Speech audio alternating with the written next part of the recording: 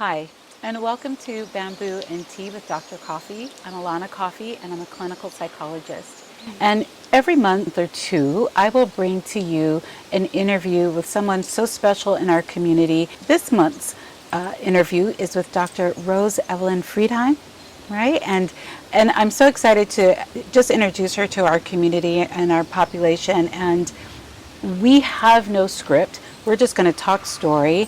But before we get into that, a little bit of housekeeping. We're outside because we're being safe and respectful. It's a healthy distance. We wanted to be able to speak freely without mask. And it's also perfect for this particular psychologist to be outside, and I'll explain why in just a moment. But being outside means that you're going to hear ambient noise.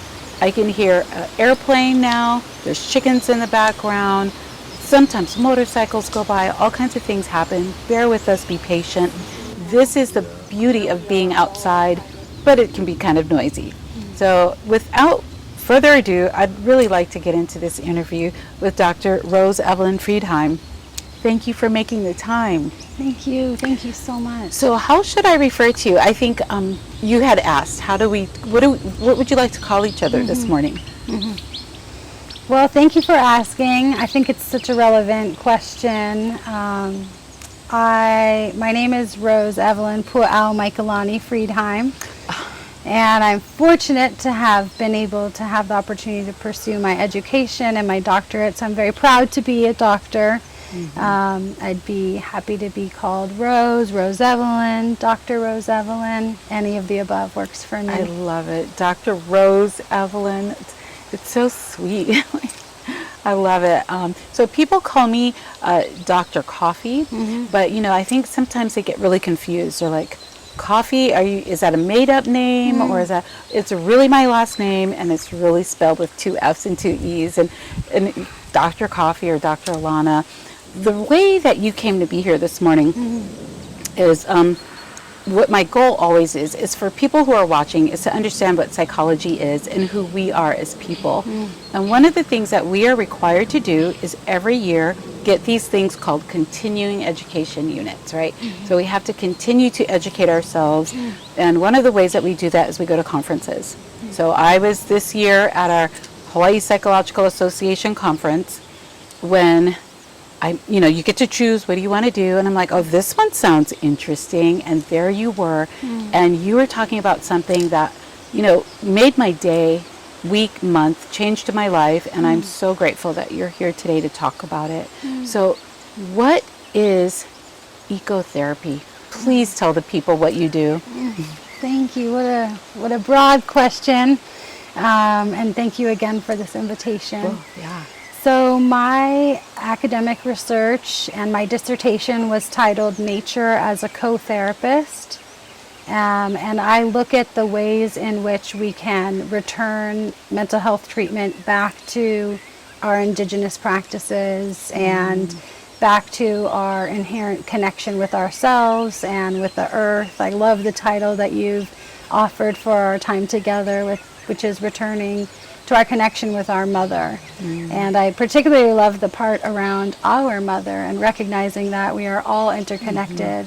We are interconnected with ourselves, each other, and the earth around us. And so ecotherapy is an opportunity to think about and to practice both opportunities for us as clinicians to use our connection with the earth as a resource in our service, and an environment for our treatment, and a resource for our clients in and out of session. And it's just a deep recognition that, sure, there's a lot that we can offer as psychologists to our clients, but there is above and beyond that we can offer in also reminding our clients about what resource there is in their own connection with the earth. Wow. I love the and. Yeah. And because you're right, that's a lot. It is. And it's abundant. And that reminds us to take care of it too. Right? Very much so. Very much about that reciprocity, that respect and responsibility to our land and to the animals and to the people. Mm-hmm. And yeah, that giving back, right? I mean, and there's something we can do about it. So that's also really nice. See some of that ambient noise, but there's something that we can do, and it's not just because some of the complaint that I get from people, they're like, "Well, we're just talking story, we're just talking," and they don't feel like they're hands-on. They want more. They want to be behaviorally activated to do things. So when someone has the co-therapist of nature, there's a lot that can be done, right? So what are some of the things that you recommend people do? I'm just noticing myself kind of dropping in and feeling the breeze, right? Watching you settling in with the sun kissing your skin. And I think that's really the first step, is using all of our senses to connect with the environment. And to use that as a way to drop into ourselves, to drop into each other. I don't know if you can resonate with this, but for me, even just in the last 5 minutes being outside in the sacred home that you've been able to steward, I've noticed my neurological system, my sensory system just really tuning in with the natural vibrations. Versus when I was in the car, coming, rushing, time. It's about that slowing down and being with. Beautiful. And being with each other, and being with, I just have to pause for a moment, because I did say it's being with our land, and I do just want to start with an acknowledgement of the land that we are on. Myself as a white passing person, being from Swiss and Jewish heritage, I and my family did immigrate here, so while I do feel a deep connection to the land of Hawaii, it is not my land, it's the land of the people of Hawaii. And so, yeah, just wanting to first, at the beginning of this conversation, just start by saying what a privilege it is to be here, and a recognition of many generations of oppression that have had to suffer the costs for us to be here. So while I do really want to support our clients in resourcing with the earth, I think there's also a recognition of where we are in that life cycle, right? Just, I don't have solutions, although I could rush to some solutions that I want to recommend, but just to start by saying, may we all really think about where we are, and just, really acknowledge and respect and take responsibility that this is, a real gift to be here, and there is an important piece of permission asking Totally. to the people and to the land itself to be here. Where we had left off was your acknowledgement, which I think is so humble, and also really very intelligent, to be aware of where we are always. I mean, we are in the state of Hawaii, and I think you kind of backtracked from the statement originally, this is all of our land. And then you began to explain, actually we asked permission to be here, because this is not an easy history with settlers on the island. And I laud that, and I think that's really respectful. And I think one of the things that as psychologists we asked ourselves and our patients to do is walk softly upon the land, wherever that may be. We're not only in Hawaii. I mean, I think if you were to say that this is our land, I think of that as the planet, right? Mother Earth. And then that is all of our kuleana. We're all required to protect her and steward her. You also use the word steward. I'm doing my best to steward this little piece here. So thank you for that acknowledgement. And psychologists, we practice the science of the mind, right? We practice the science of emotion. We practice the science of behavior. So this is what we go to school to do. Mind and behavior and emotion is based very much on culture and place and history. So it's an important part of what we do is understanding with whom we're doing it. So good on you. Thank you. And thank you for being so receptive. Oh, yeah. Yeah, I really do believe it's a conversation that we as clinicians sometimes can tiptoe around or just choose to completely avoid. And so I love when my need to take responsibility, or like you said, Kuleana, respect responsibility, is invited and is respected. So I think that's really where ecotherapy is about to really integrate importantly into the field of psychology, is helping us to really think about not just our mind, but our connection with our environment and with ourselves and with each other. Yeah, there was a lot of ambient noise, and I have to hear that. Sure. And basically, I think what you were saying is, I'm grateful when people ask and respect what I say. So say that again, please. Sure. Yeah. Well, yeah, like you said, I'm really grateful when people ask, and then when people have the humility to really hear me saying, this is something that we as a field need to slow down into.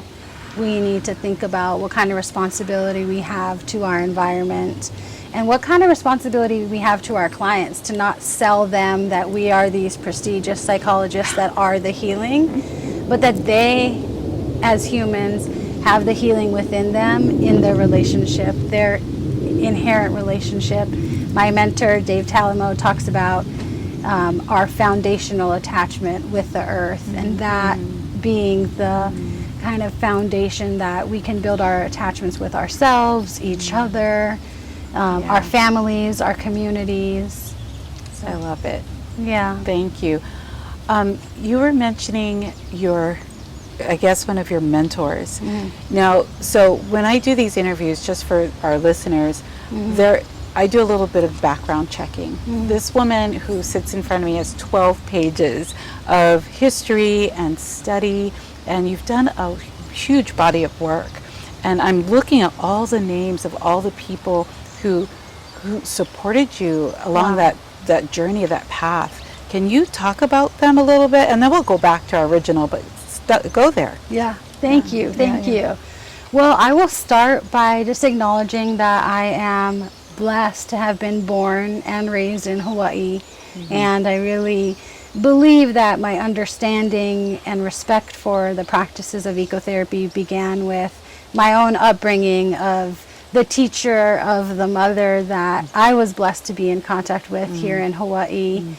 So yeah, just really wanting to start with where I'm situated. And then to say that, and to disclose, if it's okay, that I am a brain surgery survivor, and that has really informed the direction that I've taken my professional practice. And so a lot of my learning and my commitment to my practice has been through my own experiences and my persistence to pursue what it will take to keep going. Because I had brain surgery in my second year of my doctorate, and I could have easily given up. And many people stood next to me and said, keep going. Yeah, it's awesome. And so, I want to slow down again and really put a highlight and emphasis on this. So in the second year of your doctorate, you've already gotten a bachelor's from UH, I think. From Claremont McKenna College, yeah. Okay, and then a master's, and then were you at Berkeley for your doctorate? I was at the Wright Institute, which is a small psychology doctoral program that came out of UC Berkeley that focuses more on the practice of psychology. And I did go to the Wright Institute, situated in Berkeley. And it was there that you ended up having a traumatic brain injury, necessitating a surgery. So what I really want our listeners to hear is the tenacity and the perseverance. Because a lot of people, I think, who watch this or listen to this wonder, can I do these things? We're feeling under siege sometimes and limited by circumstance, and some of that circumstance is beyond our control. And basically you're saying you persisted and you pushed through. That's really inspiring, Dr. Rose. Thank you. Huge. Thank you. Yeah, I think one of my greatest teachers, and I hope this doesn't sound narcissistic to say, but I think myself, I have been one of my own greatest teachers. And just, I look back at the years and I say, like, thank you for the work you did. Thank you for the treatments you pursued. Thank you for the risks you took to seek alternative modalities and traditional medicines. And thank you to my own commitment to my own mental health, because, you know, through any kind of recovery and struggles that we go through, I really do believe that gifts come from that. And because of what I've been through, it's given me, like you said, the tenacity, not just for my own recovery, but for the next generation of clients and clinicians, to know that it doesn't matter what you're faced with. If you have a vision, there are people that want to walk that path with you. And you know, I have to do this inner mantra with myself every day, which is, you know, we have a gift to give, and there will be struggles that come along in that path, but, you know, keep going, because through the challenges that we go through, it gives us opportunities to sit down, slow down, and it gives us the gift of patience. It gives us the gift of experiencing healing ourselves, so that we have that commitment to keep studying for those exams. And so, yeah, so thank you. So I hope that the listener can see what I saw through the screen when I was like, I got to get her in here for an interview. Just really, you're so delightful and really so gentle a person. I mean, you know, the sincerity waves that come off of you, you're just like, this is my reality and this is my truth and this is my strength, deep strength in there. Does not sound narcissistic that you refer back to your path of working. That's not at all narcissistic. In fact, I hope people hear that, really hear that. You get to credit the work that you really did do. You need that encouragement from yourself. That's a lot of courage, and it's encouraging to others. And so I'm so glad to hear you talk about your path that way. Yeah, I guess I'll kind of segue just really quickly into we got love. We got love in your lap. Oh, yeah. And she's a great segue into just what I wanted to mention, which is that I hope anybody with a disability that's watching this, in recognition to love my service dog, just knows that there is no barrier that's insurmountable. And, you know, many people question my ability to pursue my degree, and I know it was the right path for me, and I kept going. In the face of every no, I said, let's find a yes. Let's find another path. Wow. And so anybody that's listening, clinician or client, potential clinician, this is the... Hi! That's my dog, Vinny. This is the work of being alive, is finding the path that it will take for us to do our inner work and find other people that want to do that work with us. And so I love it. Yeah, including love. Including and love. Including yourself. And Vinny, who knows where he is? He's making trouble to you, huh? He wants to say hi to you. You know, oftentimes there's people who are part of our crew that aren't here with us, like your mom and grandmother. I want to talk about them. My mom, you know, has been a great support to me. When I was saying no's, she was like, oh yes, you can. So, you know, we're definitely part of a village of people. My mom, for example, is the executive director of the Hawaii Brain Injury Association, and she's so very committed to this, and I love to share the work that we do with my family members, my husband and sons. So it is nice just to have heard you earlier reference your mom and grandma. So can you talk about them a little bit, and then I sort of will get back to psychology. Promise. Right. Yeah, well,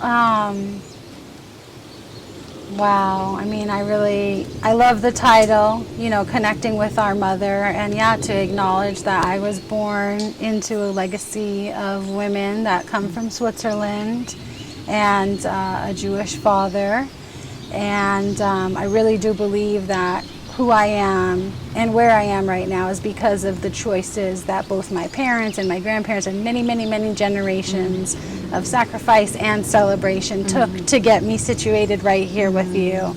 And then I just want to take a moment to thank you for being such a role model in your relationship with your family, your husband and your son, and It's been just such a privilege to see what that looks like I when appreciate that. we don't have to put the mask on. You know, we can disclose in what ways feel organic, who we stand and walk besides, and who we are influenced by and with. And so thank you for welcoming me in your home Oh, and you're so welcome. in your relationships. I'm You're just so so grateful to welcome. be here. Thank you. Thank you for being so generous, because, you know, you're greeted by my son, who's like, hey, oh, here she is. And then, you know, what the viewer can't see is my husband's off on the side, you know, like it's definitely a family. And I prefer to work that way. I think that's also very organic to Hawaii. We are very communal and family oriented. So it makes sense to even do the practice a little bit that way too. You know, so I just, you know, we have to do this again. We could talk all day, Yeah. but, you know, people don't want this right now. But Yeah. we're going to do this again. Please. I understand you're on your way to Hilo to do some work. And my question is, what are you doing next? Thank you. Yeah. You know, one thing that I do try to remind myself is that I don't know exactly what things are going to look like. And I have this idea that I've been invited by a mentor, Dr. Ziska, to join the Hamakuakohala health team as a behavioral health provider, serving the rural communities of the Hamakuakohala Health Clinic, which is a great honor and a privilege to get to pursue my residency there. And I also know that there is so much that I'm going to learn from the land, the privilege to get to live on the Hawaii Islands, the mana that comes with the volcano, with Pele erupting right now. There are so many layers of teachers that I don't even... That island's woo-woo. Whoa. Yeah, yeah, Whoa. yeah. I'm just like, I know I'm going here, but I know that there is so much more when I come back in a year that I'll get to share with you. So many Oh, more yes. Oh, my God. people I'm thankful to, land that I'm thankful to. And hopefully when you get back, my greens will be fully matured. Yes. I've got some planting done back here. Yes. My little mock orange will hope to shepherd this bush and hope it grows in the meantime for you. Dr. Rose, really, I can't even thank you enough. Just in conclusion, what last things would you like people to know? I mean, maybe I'll put it this way. What's one thing that a person can do right now? Let's say they don't have access to a backyard.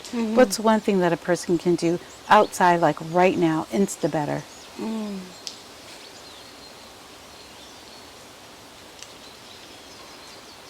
I just want to remind everybody to slow down in this time. There's so much pressure on the rush, race, more and more, go.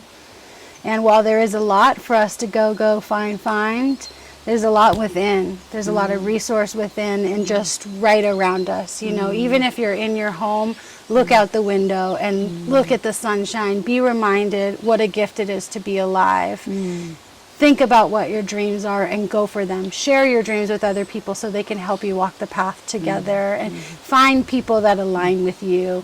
Take the opportunity to be interviewed and just, you know, thank the animals that assist us. Thank our family that support our visions and our dreams, and stay in good relation with people like yourself, because I think together we'll continue to provide more and more opportunities for people to connect deeper with ourselves, the land, each other, and to continue to just give back. This life is just about getting to know ourselves and our gifts that we can give, just to keep giving, just keep walking that path so you can keep giving and be grateful. I'm grateful that I can be inspired by you. It's very inspiring. It's so uplifting and encouraging, and you know, even therapists get a little bit tired, and we just reach out to a friend and wow, thank you for this message today. Really can't thank you enough. And please, folks, if you can email, you know how to find me. I can get you in touch with Dr. Rose Evelyn Friedheim. Thank you again. So much. Yeah, and maybe continue to be in relation. Oh, yes.